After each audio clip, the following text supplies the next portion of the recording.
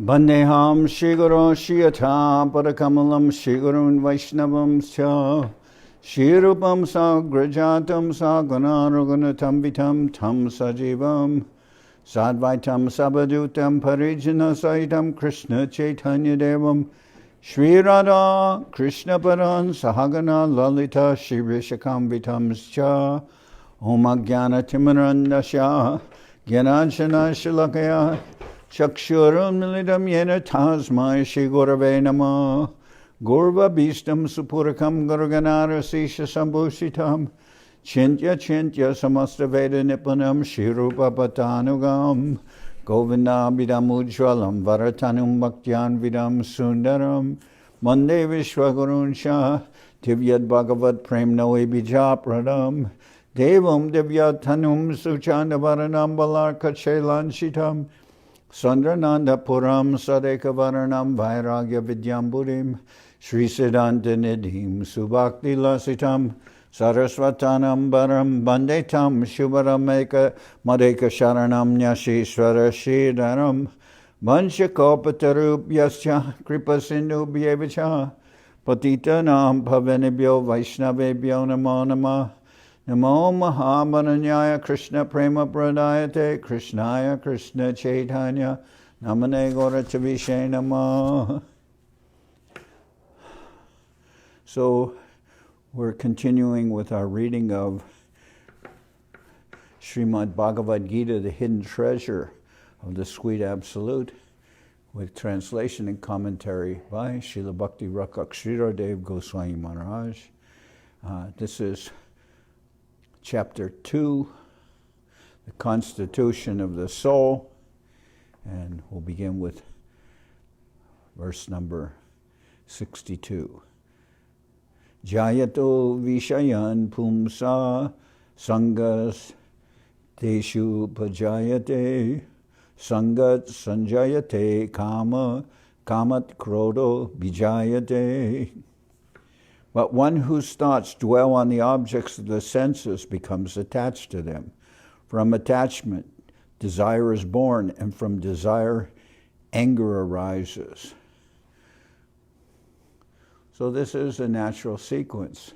Someone is contemplating the objects of the senses. Now it may be a material object, or it may be a man or a woman, it may be anything, and one contemplates those objects, and then one develops some attachment, some hankering. And if that desire is not fulfilled, then often anger can arise, because we see that attachment and repulsion, they're very closely related. But when there is some attachment and then desire, and one is not able to fulfill that desire, then some resentment, some anger may also come. So, but one whose thoughts dwell on the objects of the senses becomes attached to them. From attachment, desire is born, and from desire, anger arises. Krodha bhavati sammoha Samoha smriti vibrama smriti brahmshad buddhi nashat pranashyati. Anger gives rise to delusion, and the power of delusion causes forgetfulness. Forgetfulness destroys the intelligence, and when the intelligence is lost, one loses all. So when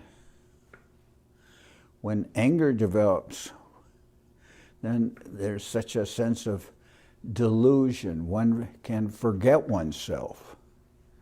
And then when that happens, one can even act very much oblivious, or obliviously, one can act against one's own better interests.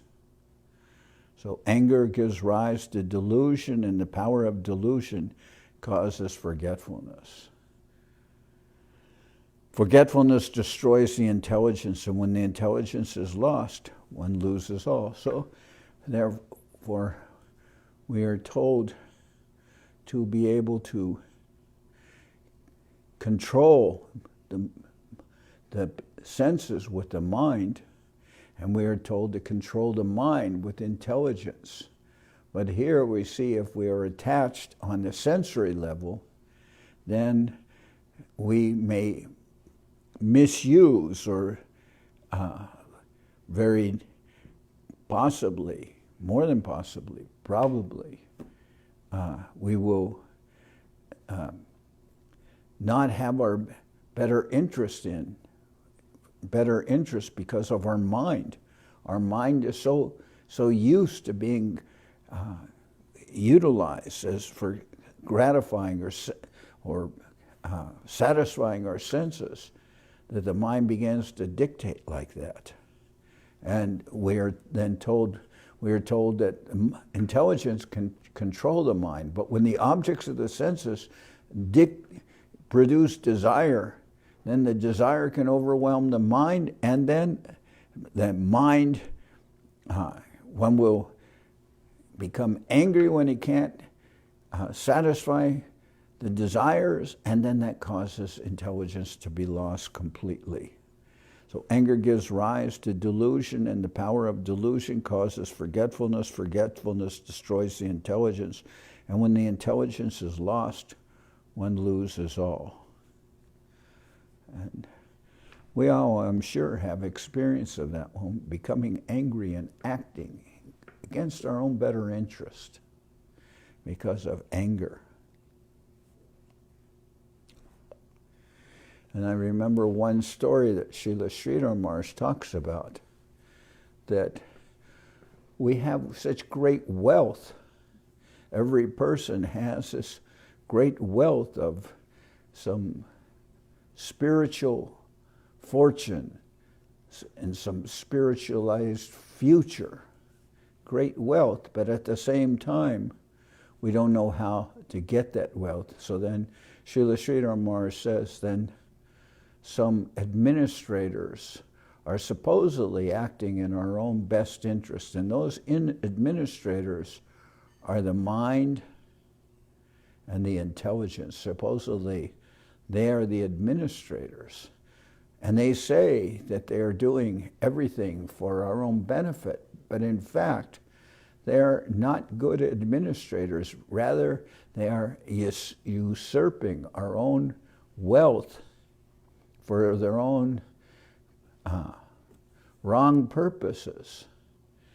Sridhar Maharaj gives the example. He says, sometimes when a king passes away, then his inheritance will go to his kin, or who is in line for his inheritance. But if that person is young, then some administrators will be appointed to take care of the estate.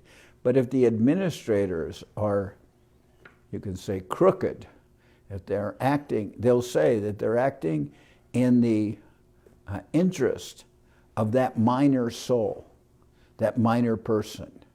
They're acting in his interest, but in fact they're not. They're just squandering his own inheritance on their enjoyment.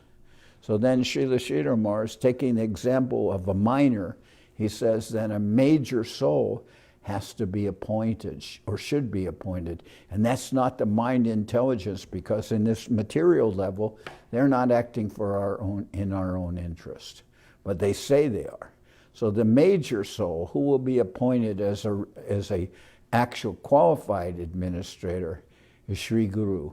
He will help us achieve our proper wealth. But we need the help of the major soul. Otherwise, here is mentioned, anger gives rise to delusion, and the power of delusion causes forgetfulness. Forgetfulness destroys the intelligence, and when the intelligence is lost, one loses all. And most persons, they're very much conditioned, as the Bhagavad Gita says. The mind can be the greatest friend or the worst enemy. But when the mind is uncontrolled and one is on the level of material enjoyment, then that mind is never our friend. That's will that be our worst enemy. So there we see that when one is addicted to material enjoyment, then the mind and intelligence are not able to help. Rather, they become instruments for satisfying the senses. And when we're not able to satisfy or achieve enjoyment, some contemplation of the object of the senses, some desire results, then when the desire can't be fulfilled, then one becomes angry. When anger happens like that, then the causes forgetfulness. Forgetfulness destroys intelligence. And here, as it's mentioned, and when the intelligence is lost, one loses all. So that sequence happens. And raga dvesha vimuktais vishayan indriyais charan atma vashar videyatma prasadam adhigacchati. But the integrated person who can control his mind at will and who, free from attraction and repulsion, accepts his worldly necessities through his controlled senses, attains tranquility. As I've mentioned last night here, but the integrated person who can control his mind at will and who, free from attraction and repulsion, accepts his worldly necessities through his controlled senses, attains tranquility. Now, there's implication here that one can do that on the basis of one's own endeavor. And of course, we've heard a saying that man proposes and God disposes, but we need some disposition coming from the higher realm, not just on the basis of our own physical and mental strength, although we must certainly vyavasayatmika buddhi. We have to be focused on what is the goal, but we are also working for where the higher plane can come down to us through the medium of Sri Guru and the Vaishnavas, and that will also, it will not be just a question of our own strength. Well, we have some good association, we have some good direction coming from the, as Srila Sridhar Maharaj mentions, that when the actual Guru Parampara is based on sikshas, it's based on instructions, it's not just a formality. So we want that good instruction in order to be able to proceed, and that will give us some strength. But the integrated person who can control his mind at will and who, free from attraction and repulsions, accepts his worldly necessities through his controlled senses, attains tranquility. But rather than us looking just to the ascending process, rather we are looking for some illumination coming from a higher realm, and that will come through the mercy of the Vaishnavas. Prasade sarvadukanam hanir asyopajayate prasana chetaso yashu buddhi paryavatishtate. When one attains a peaceful heart, all one's sorrows are dispelled. The tranquil person's wisdom swiftly becomes steadfast. When one attains a peaceful heart, all one's sorrows are dispelled. The tranquil person's wisdom swiftly becomes steadfast. So, of course, there's always the question of Sukriti working in the background. Sukriti. And we hear that sometimes when one has taken up the spiritual path previously, then one will get some opportunity in one's present life. But Sukriti can always come to us through the mercy of the when we're doing something consciously, maybe Gyata Sukriti, or unconsciously we do something right, Agyata Sukriti, then we may come to the more proper position. When one attains a peaceful heart, all one's sorrows are dispelled. The tranquil person's wisdom swiftly becomes steadfast.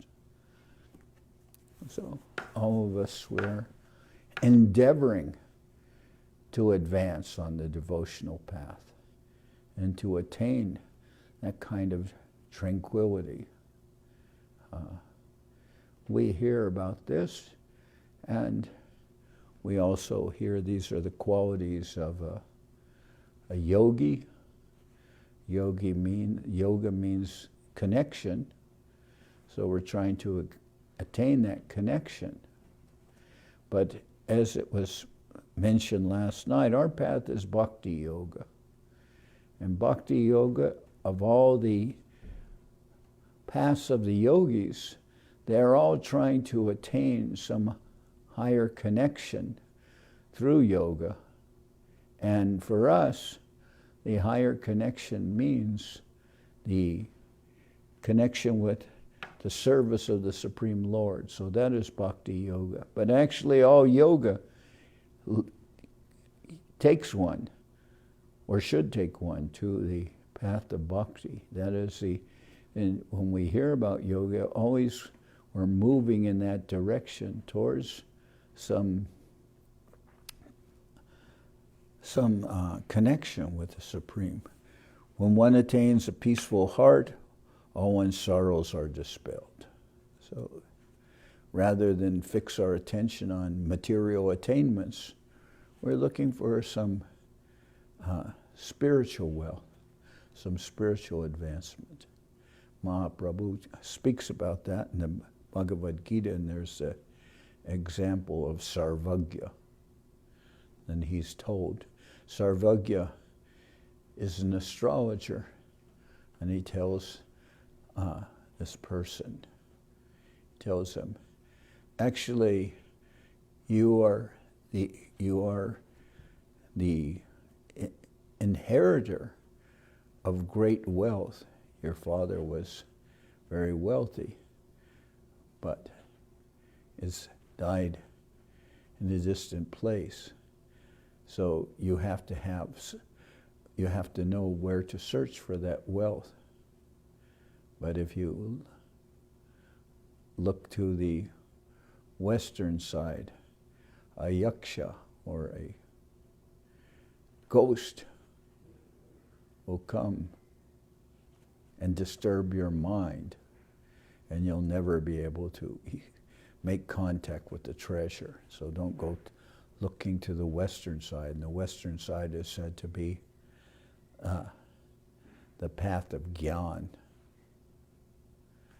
And then if you look towards the southern side, you will arouse many drones and wasps, and they will bite you, and you'll never be able to attain any peace or find the treasure. So that is compared to that path of karma, especially karma kanda, because the desires are like that. There's like being bitten by so many unlimited bees and wasps that you can never satisfy your desires. You can never satisfy your senses.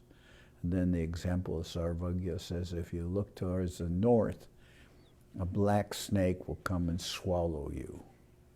So that is path of the impersonalist yoga, where ultimately one loses one's individual existence.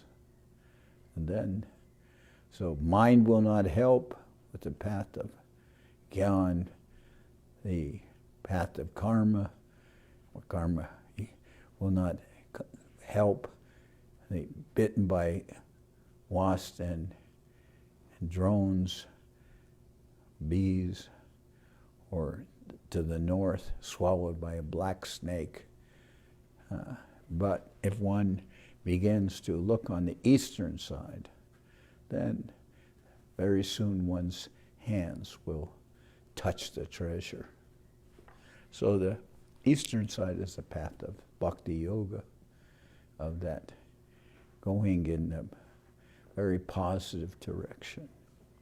So when one attains a peaceful heart, that can come through, that will come through bhakti. As it says,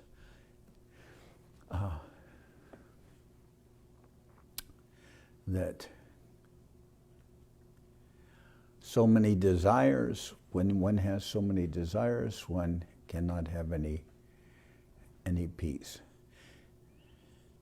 Krishna bhakta nishkamateva shanta bhukti mukti siddhi kami sakaliya shanta. Only the Krishna bhakta can, Krishna bhakta nishkam, only the Krishna bhakta is without any desires, ateva shanta, and therefore that person is peaceful. Krishna bhakta nishkam ateva shanta. The devotee has no real material desires. We may think that we have, and we may have some kind of desires. So often they're for very small or foolish things. But we see in this material world, what is the desires that people have? They have desires for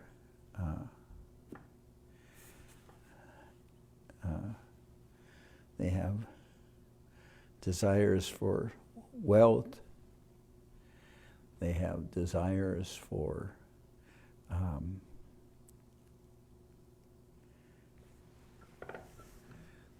desires for prestige. They have desires for enjoyment. It is said that these are the desires which especially are very prominent in this world, that one will have desires for wealth, desires for enjoyment, and desires for pratishtha. I'm remembering the example given, that is that kana kamani and pratishtha. Kana is wealth, but one should, the example given by Srila Bhakti Siddhanta Saraswati Thakur is one should give, all wealth is meant for Lakshmi. All Lakshmi is meant for Narayan. All wealth is Lakshmi, meant for Narayan, who is the husband of the goddess of fortune. And kamani, enjoyment. With woman, all enjoyment is meant for Krishna. And pratishtha, all fame, is meant for Gurudev or Balaram, like that. So, kanak is the word. Kanak, kamani, and pratishtha. So, nashti buddhir ayuktasya na chayuktasya bhavana na chaba vayata shantir ashantasya kuta sukam. A person bereft of self-control can have neither wisdom nor meditation. Without meditation, there is no peace, and without peace, where is the hope for happiness? A person bereft of self-control can have neither wisdom nor meditation. One has to have some ability to control one's senses, one's mind, one's intelligence. Otherwise, how can you develop any wisdom or any meditation if all your senses and mind, intelligence, they're not being controlled? Then where will you get any peace? Where will you get any peace? Where will you get any steadiness? Where will you get the ability to fix your mind upon what is more important in your life than just enjoying your material happiness? Without meditation, there is no peace, and without peace, there is no hope for happiness. indriyanam icharatam yanmano nuvidhiyate tadasya harati pragyam vayornavam ivambasi. As a boat on the ocean is thrown off course by an unfavorable wind, similarly, the wisdom of a person lacking self-control is carried away by even one of the roaming senses that the mind might follow. As a boat on the ocean is thrown off course by an unfavorable wind, similarly, the wisdom of a person lacking self-control is carried away by even one of the roaming senses that the mind might follow. And the mind will, the senses, one of the senses will make contact with an object of one of the senses. And that will be like an unfavorable wind which will carry away all take away all steadiness, all self-control. We've seen that when the senses become attached to an object of the senses, one cannot forget that. If one's contemplating that, one cannot control that. And I remember hearing once where Srila Prabhupada was talking about one man who was a doorman, and some beautiful woman came, and that doorman lost control, and he's grabbing this woman and everything. And of course, they take him away. And then he said, I could not control myself. And then I remember Prabhupada saying, yes, this is animal. This is the difference between a human being and an animal. The animal cannot control themselves, but we are supposed to be able to control ourselves. Now, talk about a boat being carried by an unfavorable wind. What is going on now in the world at this time, where the whole world is being, carried away by some unfavorable wind happening all over. We're here, we could say, birth, death, old age, and disease, and certainly this is a time when that unfavorable wind is coming in the way of disease, overtaking the entire world.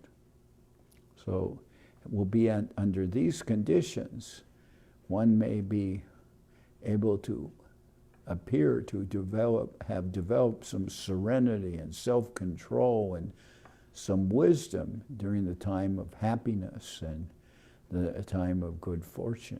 But we see that often these qualities will be tested when there is a time of difficulty. So the boat is thrown off course by an unfavorable wind, which is compared to a person losing control of their wisdom when even one of the senses develops, carried away by even one of the roaming senses that the mind might follow, that the sense is making some contact with some object of the senses, and that is carrying away one's intelligence.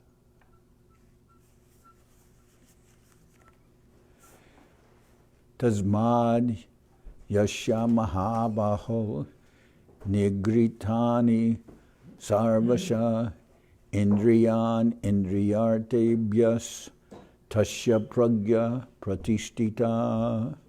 Therefore, O subduer of the enemy, one whose senses are fully withdrawn from their objects is a person of firmly established wisdom.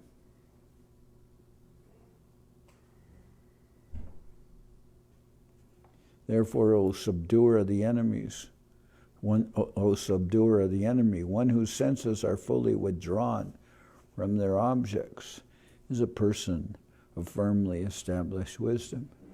And we gave the example yesterday, talking about how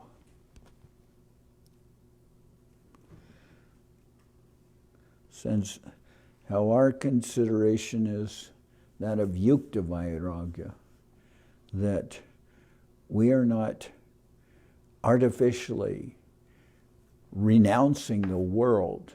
We're not saying this world is false and everything in this world is false, as the impersonalists will say. But rather, we are losing our attraction for objects of the senses by being able to understand the actual owner of everything is the Lord, and that everything is to be utilized in the service of the Lord. Then that will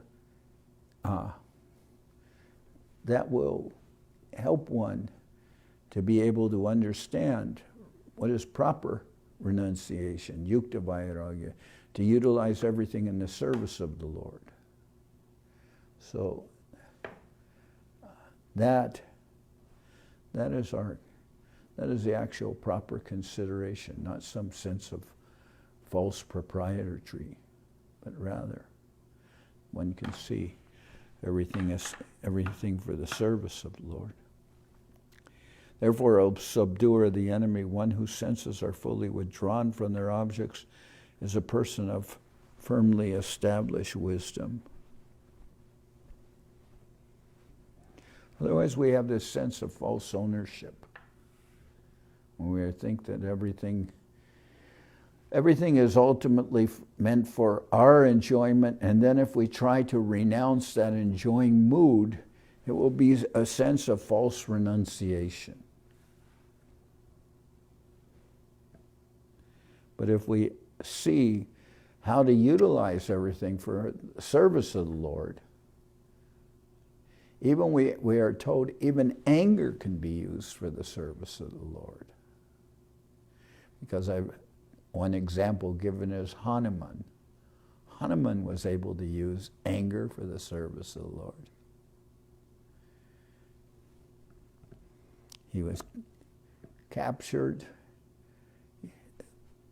perhaps deliberately captured, in Ayodhya.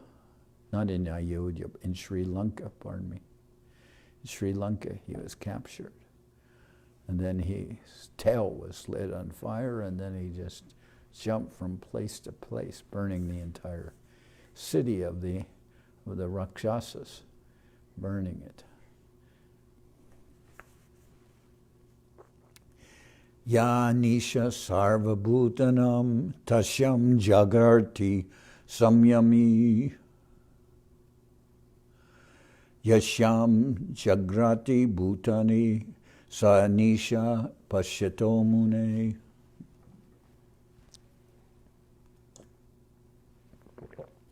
Ya nisha sarva bhutanam tasyam jagarti samyami yasham jagrati bhutani sanisha pashyato mune. That which is day for the self-controlled sage is night for all beings, and that which is day for all beings is night for the sage who sees. This is a very beautiful and very famous verse from the Bhagavad Gita.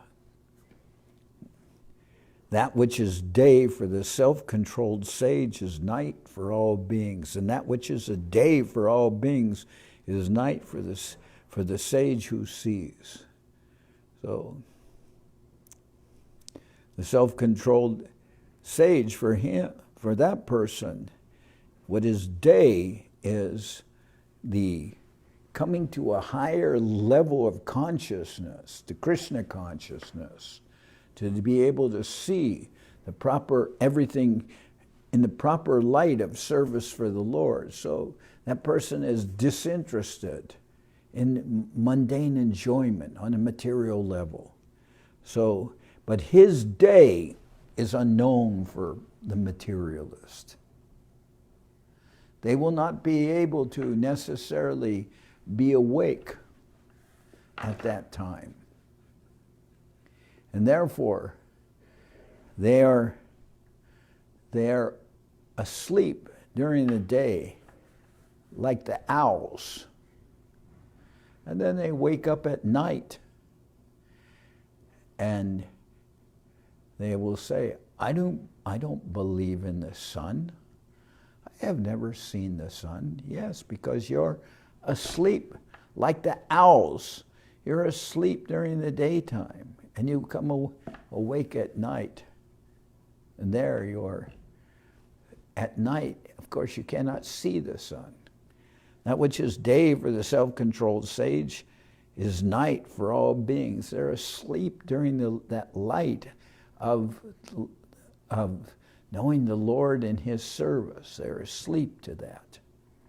And that which is day for all beings is night for the sage who sees. He's not interested in being active in that world of mundane enjoyment.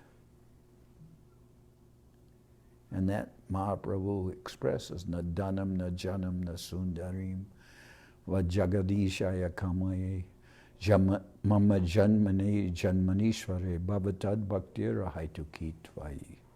Na dhanam, na janam, na sundarim, kavitam, va jagadishaya kamaye, mama janmane janmanishvare, bhavatad bhaktir haitukitvai. Not interested in wealth, or followers, or beautiful woman, or he's not interested even in the liberation which the kavis, which the poets sing about. But all he wants is Mama Janmani Janmanishvare Bhavatad Haitukitvai. Mama Janmani Janmanishvare Bhavatad Bhaktira Haitukitvai. He only asks for service. So that is the daytime of the sage and nighttime for the materialist. And what is the daytime for the materialist? The sage is supposedly asleep at the time, not active in that world. The living beings absorbed in mundane life are asleep to spiritual joy of the realized soul, who remains indifferent to their quest for the pleasures of the senses devoid of spiritual joy. So that which is day for the self-controlled sage is night for all beings, and that which is day for all beings is night for the sage who sees. The living beings absorbed in mundane life are asleep to the spiritual joy of the self-realized soul, who remains indifferent to their quest for the pleasures of the senses devoid of spiritual joy. So our interest is actually Krishna consciousness, seeing our relationship with Krishna. That's what is the light of our day.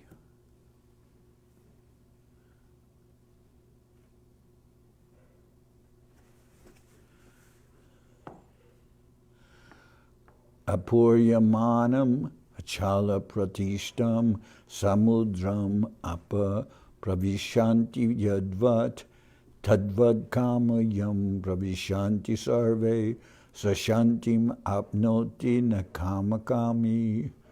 Apuryamanam achala pratishtam samudram apa pravishanti yadvat tadvad kamayam pravishanti sarve sashantim apnoti na kamakami. As the ocean remains full and unchanged, though many rivers and streams enter into it, the person of firmly established wisdom attains peace despite all desires entering him, but a person who nurtures desires cannot know peace. So the example given here of the ocean. So many rivers are ultimately, they're all flowing towards the sea. And they empty into the sea, but despite such volumes of water entering from the river, the sea remains, is so vast, so great, that it cannot be disturbed even by the waters of the rivers entering into it. So given an example, the great ocean, even though streams and rivers enter into it, it remains unchanged. So this example being given in comparison, the person of firmly established wisdom attains peace despite all desires entering him. But a person who nurtures desires cannot know peace. If one runs after trying to satisfy the desires, one won't know peace. But if one can be like the ocean, with the ocean, even though the streams and rivers come in, not disturbed. The person who is tranquil-minded and fixed in service, although subject to so many, subjects to so much bombardment. Like, for instance, what do they say about this age? They say this age is an age of consumerism. And actually you can see that everywhere. People are being bombarded with messages. I don't know, some of them may be subliminal, and some of them may be overt. And because the advertising also is subliminal sometimes, and sometimes it's very blatant. You see, because, for instance, we see if we look anywhere, the television, if someone's watching television, the movies, if they are going to the movies, the internet, if they are looking on the internet, or if they're just walking in the streets, they'll be bombarded with so much advertisement. And so much of that advertisement will always, regardless of the product, there'll be often some attractive person, usually some woman, to sell the product. So one cannot be oblivious to everything going on in this world. There always will be some enticement in order to trap the consumer.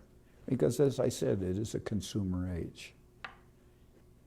But some persons, they won't be able to resist that propaganda, and therefore their credit card will always be maxed out, and they'll always be working so hard to pay for that depleted credit card. But here the example given of the ocean, which remains unchanged, even though so many rivers and streams, so much is flowing into the ocean, but the ocean is so vast, cannot be affected by this kind of. So, the person of firmly established wisdom attains peace despite all desires entering into him, but a person who nurtures desires cannot know peace. Vihaya kamanya sarvan pumans charati nishpriya nirmamo nirahankara sashantim adhigacchati.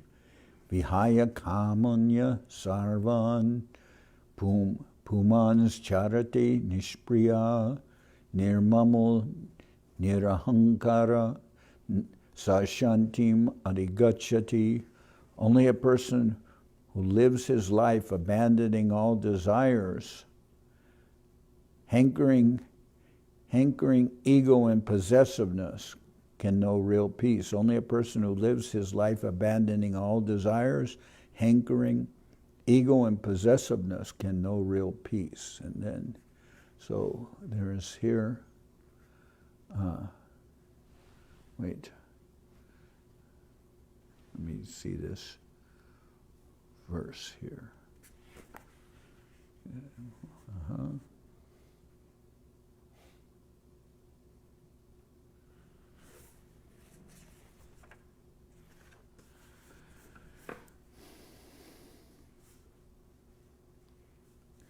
So here's a phrase that we've heard often. Nirahankara nirmama.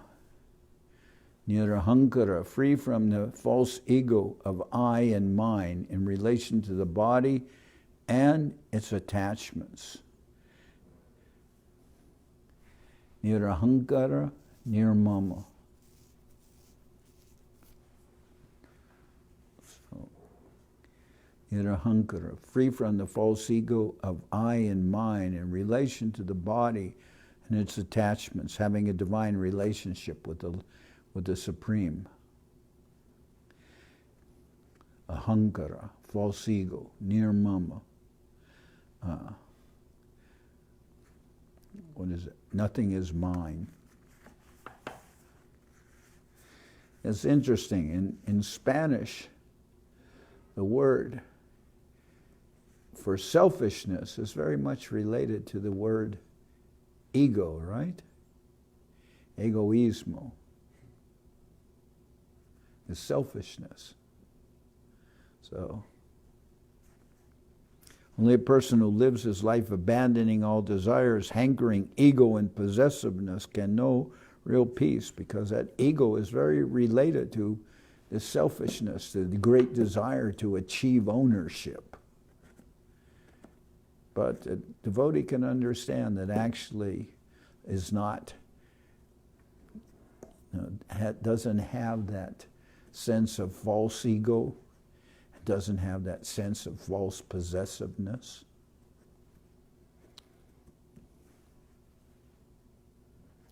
So abandoning all desires, hankering, ego, and possessiveness, that person can know real peace. And how to become free from that false ego of bodily identification. But Mahaprabhu is, Sri Chaitanya Mahaprabhu has said, Jivar Swarupoi Krishna Nityadas, that the person actually is soul, a jiva soul. And the nature, the constitutional position of the jiva soul is that that soul is an eternal servant of the Lord. So all these things for becoming free from desires, possessiveness, it's all related to breaking down that sense of false ego, which is an identification with this body. And then we can understand there is a real ego, but what is the real ego? What is the real identity of the person? Is that person is a spirit soul and eternal servant of the Lord. So if there is false ego, there must also be some real identity. And that Mahaprabhu is given, the eternal servant of Krishna. And Esha Brahmi Stiti Partha Nainam Prapya Vimuyati Stitvayasyam Antakalepi Brahma Nirvanam Richati Esha Brahmi Stiti Partha Nainam Prapya Vimuyati Stitvasham Antakalepi Brahma Nirvanam Richati. O Partha, this is realization of the Absolute, attaining which a person is freed from the delusion of mundane existence. Even at the time of death, only a momentary attainment of this state leads one to the divine abode. O Partha, this is realization of the Absolute, attaining which a person is freed from the delusion of mundane existence. Even at the time of death, only a momentary attainment of this state leads one to the divine abode. But if one believes that all these kind of attainments and thoughts and fixing one's mind on the Lord, one can do that at the time of death, and then one will achieve, so one can enjoy during this life, and at the time of death fix one's mind on the Lord. That will not happen so easily, because your consciousness will be created by your activities and the activities of how much you are dedicated to the enjoyment of your senses, how you're utilizing control of the mind and in the intelligence. That will not happen without some practice. But we hear in the prayers of Maharaj Kulashekar, he says that he has one beautiful poem where he says, "My Lord, let me die immediately, now that my mind is fixed upon your lotus feet, as the swan may enter into the lotus, the base of the lotus flower," he says, because now that I am healthy and my mind is, I am able to control my mind, so let me die immediately, because at the time of death, I do not know what my consciousness will be and how easy it will be to remember your lotus feet. So now that my mind can enter into the thoughts of your lotus feet as this swan can enter into the lotus flower, then let me die immediately. Of course, it's a poetic expression. It's a beautiful expression saying that how this is important to maintain the proper, to maintain our Krishna consciousness in our activities and during this lifetime. Then even Krishna is saying here, even at the time of death, only a momentary attainment of this state leads one to the divine abode. So at least one will have some practicing life while one is living. One will, what is practicing life? Some sadhana bhakti. One will be practicing some sadhana, some proper actions in one's lifetime. Then at the time of death, even if you're so much disturbed by some bodily condition, Maharaj Kulashekar says, at the time of death, my throat may choke up, and it will be hard for you to remember, for me to remember you. I do not know under what conditions I will leave this world. Somebody's leaving in coma. Somebody's leaving in a state of great distress. So he's saying, now I'm able to think of you, so this is a good time. So, because he's saying, Maharaj Kulashekar is saying, one does not know what will be one's condition at the time of death. So therefore we are told that to develop some consciousness by our activities, by our Krishna conscious activities in this lifetime, then that will lead to some proper situation and proper preparation for actually being, we can be Krishna conscious during this lifetime, then also that will help us. So, iti Shri Mahabharate Shata Sahasriyam Samihitayam Vayasakyam Bhishma Parvani Srimad Bhagavad Gita Upanishatsu Brahma Vidyayam Yoga Shastre Shri Krishna Arjuna Samvade Sankhya-yoga Nama Dvitiyo Jaya iti Shri Mahabharate Shata Sahasriyam Samhitayam Vayasakyam Bhishma Parvani Srimad Bhagavad Gita Upanishatsu Brahma Vidyayam Yoga Shastre Shri Krishna Arjuna Samvade Sankhya-yoga Nama Dvitiyo Jaya. End of chapter 2, the constitution of the soul, from the conversation of Sri Krishna and Arjuna in Srimad Bhagavad Gita Upanishad, the yoga scripture of transcendental knowledge, in Bhishma Parva of Sri Mahabharata, the holy scripture revealed by Srila Vyasadeva in 100,000 verses. So that's the end of the second chapter. Now we'll sing Hari Haraya.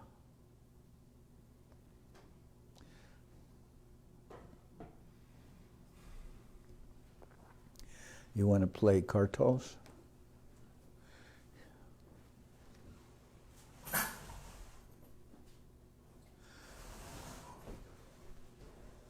Hari Haraya Nama Krishna Jadavaya Namah. Sridharaya Namah Krishna Jadavaya Namaha. Jadavaya Madhavaya Keshavaya Namah. Jadavaya Madhavaya Keshavaya Namaha. Gopal Govinda Ram Shri Madhusudan. Gopal Govinda Ram Shri Madhusudan. Giridhari Gopinatha Marana Mohan. Giridhari Gopinatha Marana Mohan. Shri Chaitanya Nityananda Shri Advaita Chandra. Chaitanya Nityananda Shri Advaita Chandra. Gadadhara Shiva Sadi Gaura Bhakta Vrinda. Gadadhara Shiva Sati Gaura Bhakta Vrinda. Jai Rupa Sanatana Bhakta Raguna.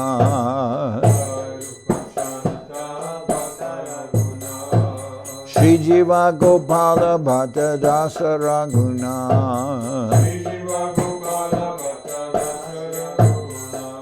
H.I. Gosai Kori Charana Bandhan. Javoite Vignana Shabishta Puran.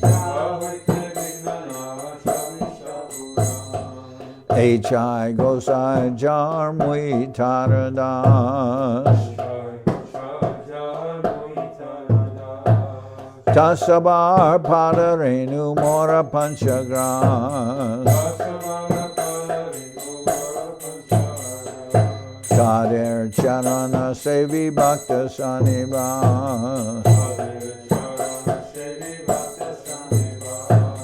Janame Janame More Abhilas. H.I. Gosai Jabe Braje Koilabas. Radha Krishna Nitya Lila Korila Prakash. Anande Bolo Hari Bhaja Vrindavan. Shri Guru Vaishnava Pade Majai Aman. Shri Guru Vaishnava Pad Padma Koriya.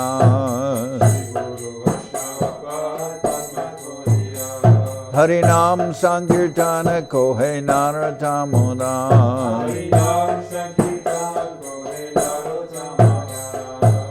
Hare Krishna, Krishna Krishna, Hare Hare. Hare Rama, Rama Rama, Hare Hare. Hare Krishna, Krishna Krishna, Hare Hare.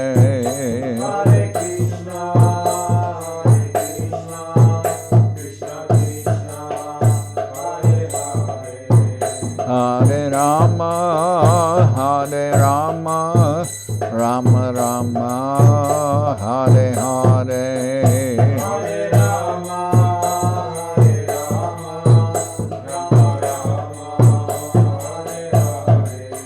Hare Krishna,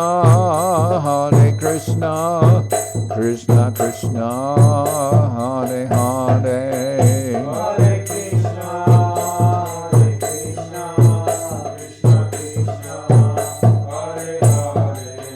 Hare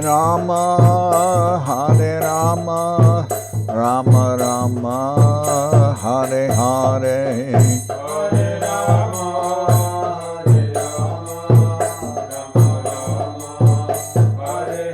Nitai Gora Haribo, Haribo, Haribo, Haribo.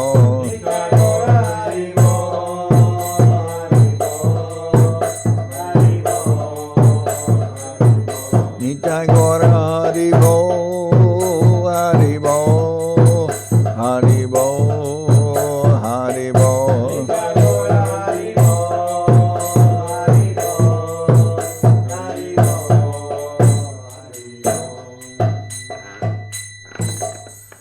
Jai Saparikara Shishi Guru Guranga Gandharvika Giridhara Ju Ki Jai.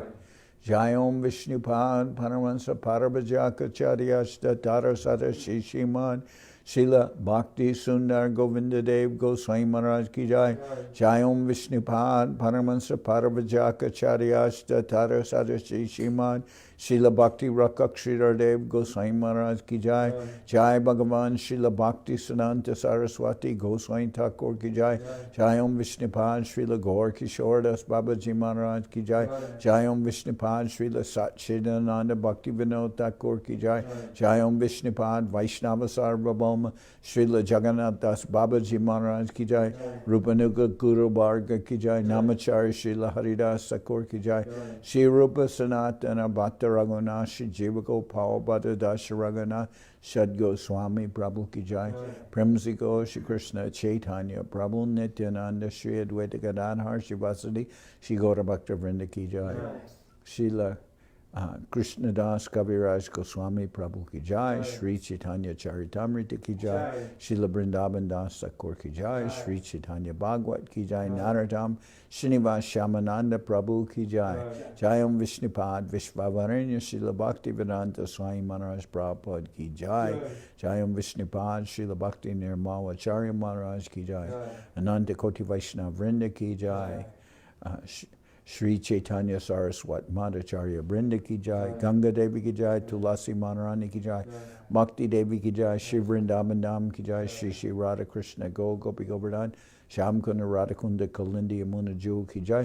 Samaveda Bhakta Vrinda Ki Jai. Shri Harinam Sankirtan Ki Jai. All the assembled devotees Ki Jai. Gaur Premanande Hari Hari Bol. Pavan Janardan Maharaj ki Jai.